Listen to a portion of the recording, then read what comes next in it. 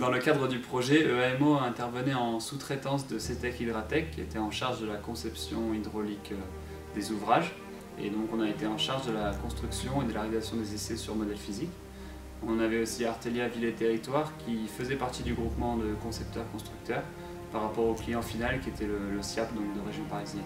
La construction du modèle au laboratoire a duré plus de 5 mois. Elle a mobilisé 16 personnes au sein d'Artelia ainsi que des sous-traitants locaux. Donc vraiment tous les corps de métier et le savoir-faire du laboratoire a vraiment été mis en valeur sur ce projet qui était d'une complicité très particulière.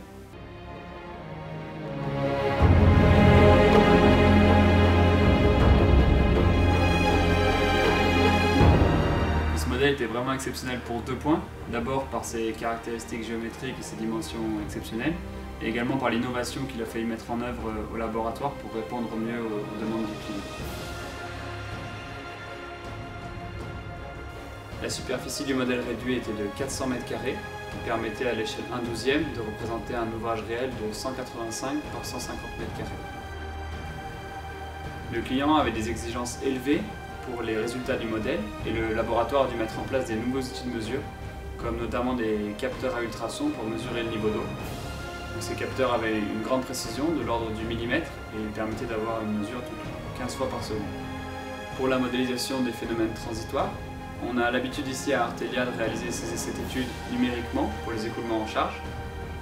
Mais ici pour HR, nous avions des écoulements à surface libre et le client a préféré l'utilisation du modèle réduit pour permettre une approche différente et peut-être plus précise de ces phénomènes. Ainsi, une des grandes missions du modèle a été de représenter fidèlement et d'analyser les phénomènes transitoires liés à la disjonction électrique des pompes. Des vannes guillotines équipées de vérins commandés par ordinateur permettaient de couper le débit selon une cinétique bien précise, représentant la cinétique de coupure de débit par la disjonction des pompes. Les sondes à ultrasons permettaient ensuite de suivre l'évolution de cette onde de disjonction dans tout l'ouvrage et de quantifier son amplitude. L'amplitude de cette onde était très difficilement prévisible et le modèle réduit a permis de vérifier et de montrer aux clients la bonne conception des ouvrages de sécurité.